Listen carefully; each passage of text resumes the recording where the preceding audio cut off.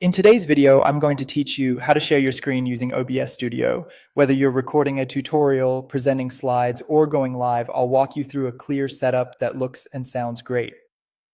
First, open OBS Studio. When it loads, you'll see the main preview area along with docs for scenes, sources, the audio mixer, and controls. We'll use these to organize what appears on screen and what's heard in your recording or stream. Start by creating a fresh scene dedicated to your screen share. In the scenes doc, click the plus button and give the scene a name that makes sense, like screen share, so you can find it easily later. Next, add what you want to show. In the sources doc, click the plus button and choose either display capture or window capture. Display capture shares an entire monitor, which is ideal if you plan to switch between apps.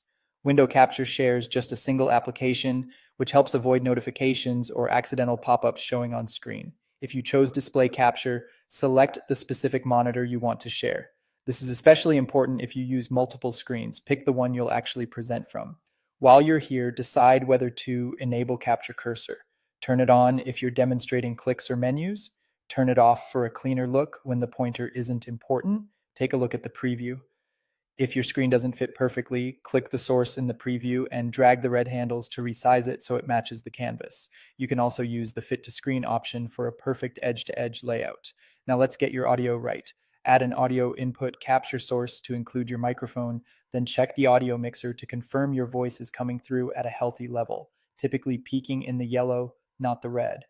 If you want system sounds, music, or the audio from a video to be heard, make sure desktop audio is active.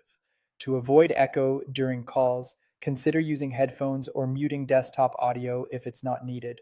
When everything looks and sounds good, you're ready to capture. Click Start Recording to save a file locally, or click Start Streaming to go live if you've already connected your streaming platform in OBS settings. A short test recording is a great idea to confirm visuals and audio balance before the real thing. That's it. Your screen share in OBS Studio is set up and ready to go.